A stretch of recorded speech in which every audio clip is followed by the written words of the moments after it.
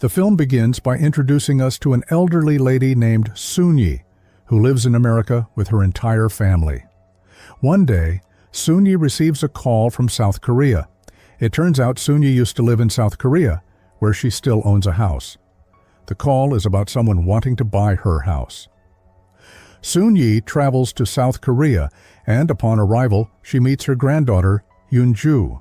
Soon-Yi and her granddaughter, Yoon-ju, visit the house. It's a very old structure.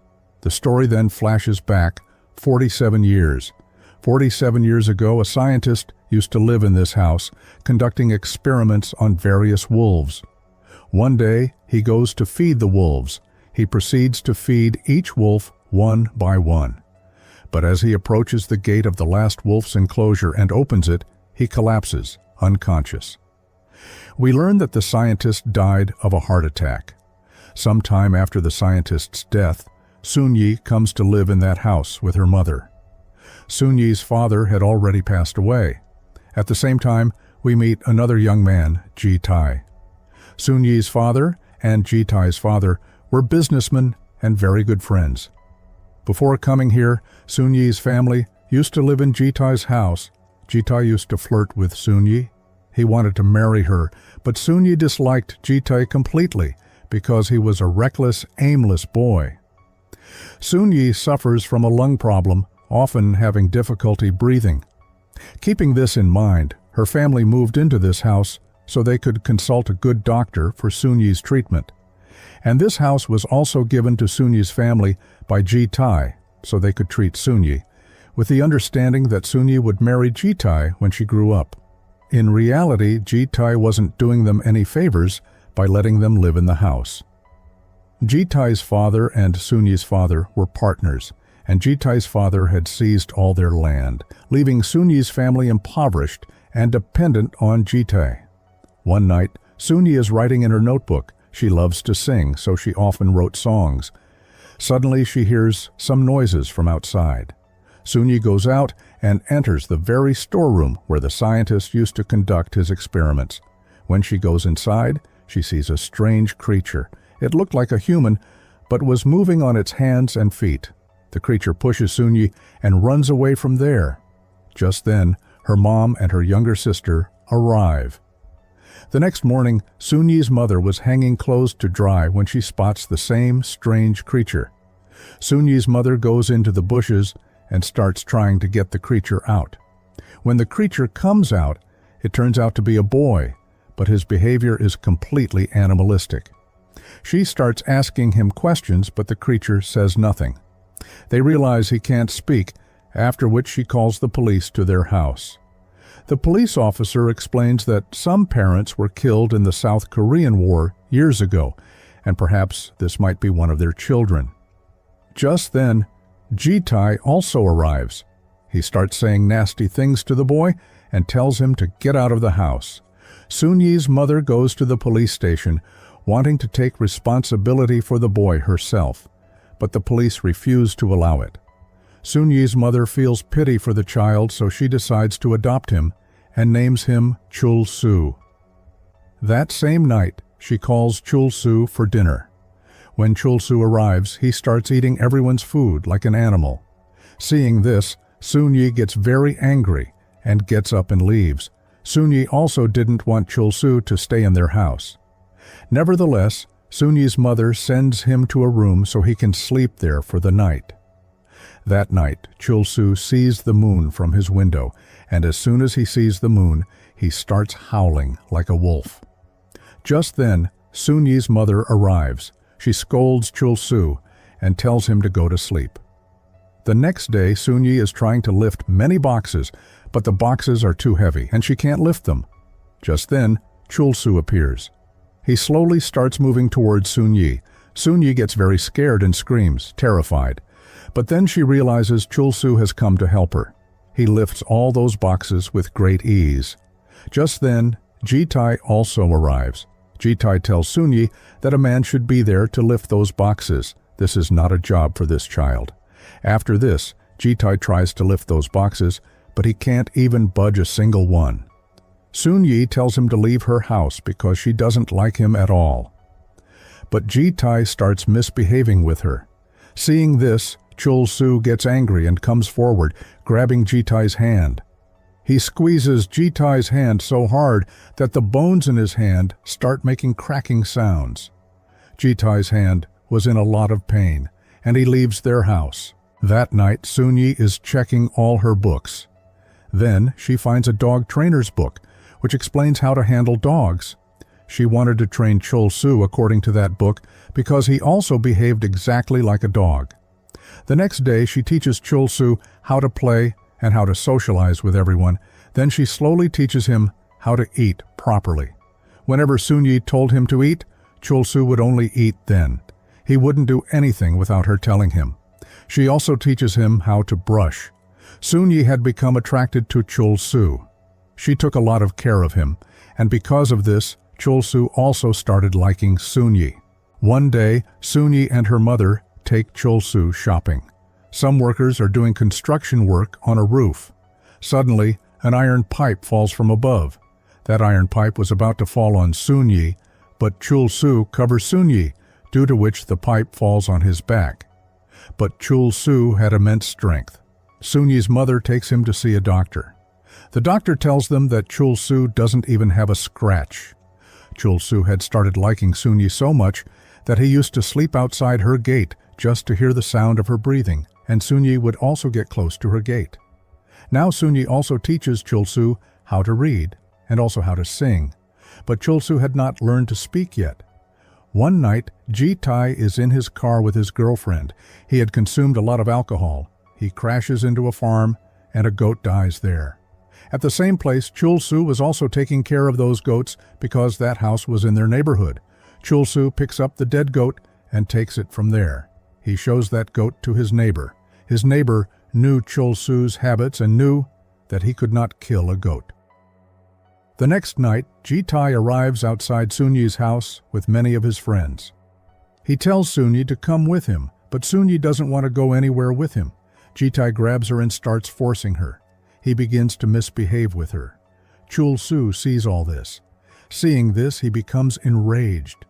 As he gets angry, his body starts to change. He begins to transform into a wolf. Now Chul-soo has become a wolf.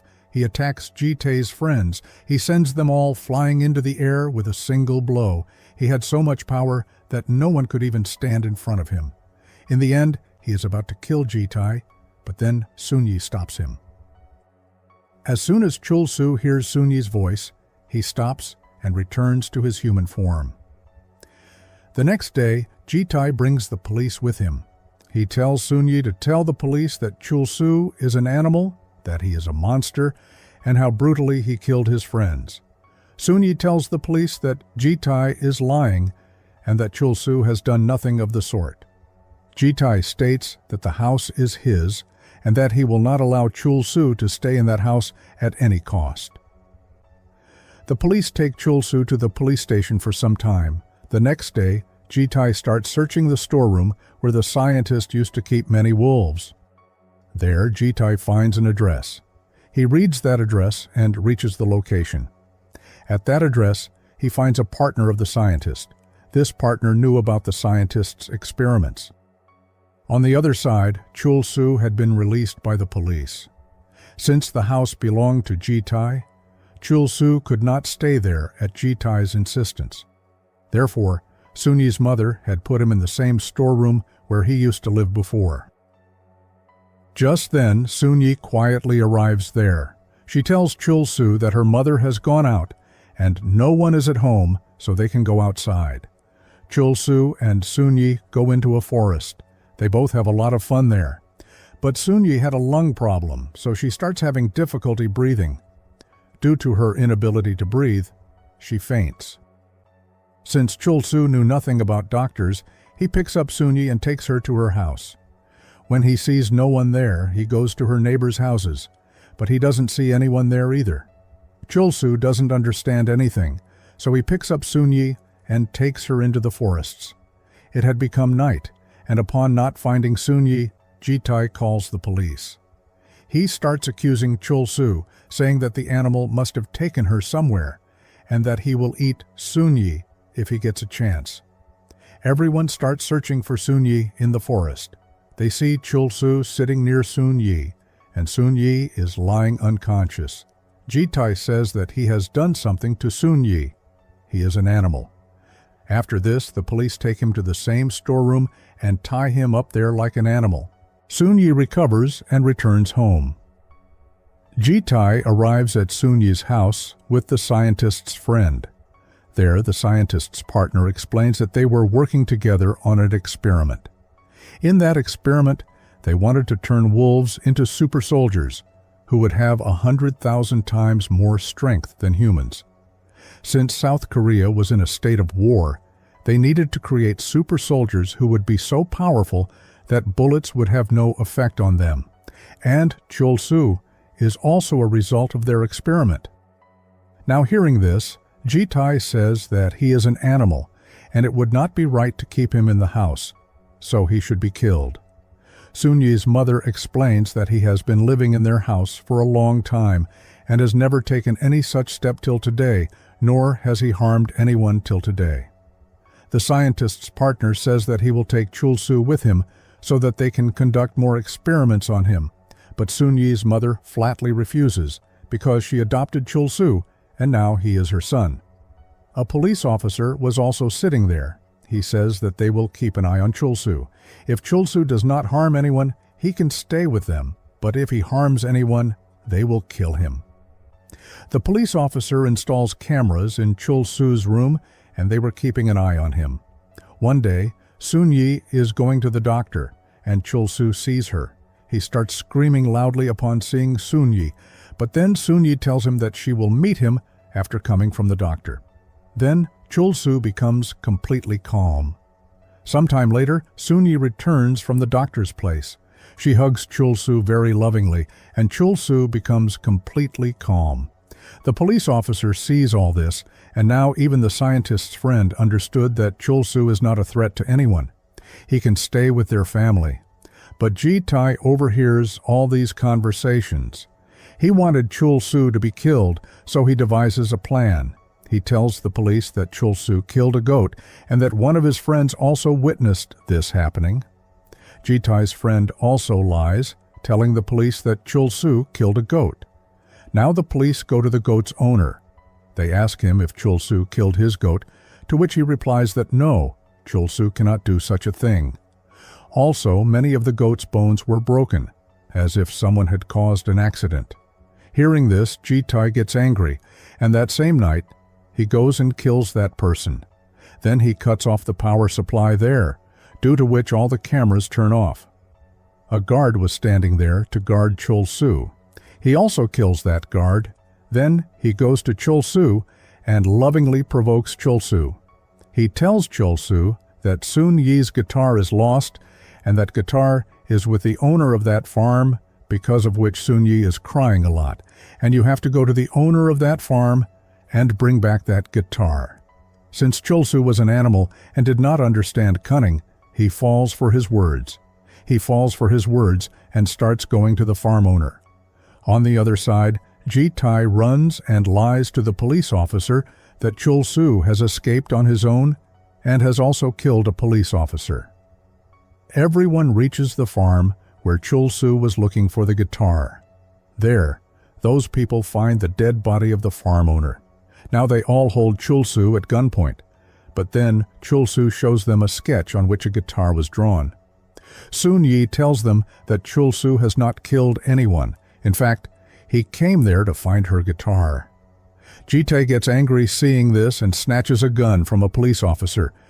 Sun-yi tries to snatch the gun from him, but Ji-tae pushes her, causing Sun-yi to fall to the ground. Seeing this, Chul-soo gets angry and starts transforming into a wolf.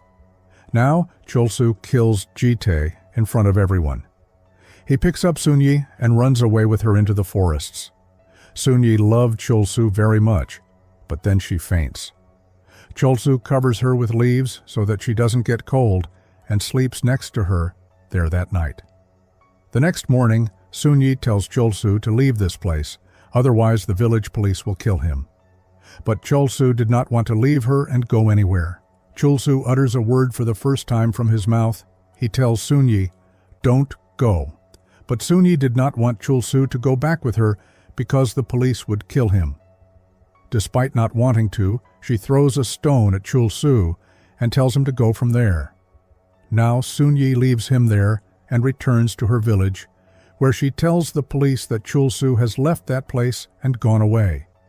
After this incident, Sunyi's family gets scared and they shift to America. Before leaving that place, Sunyi leaves a letter there.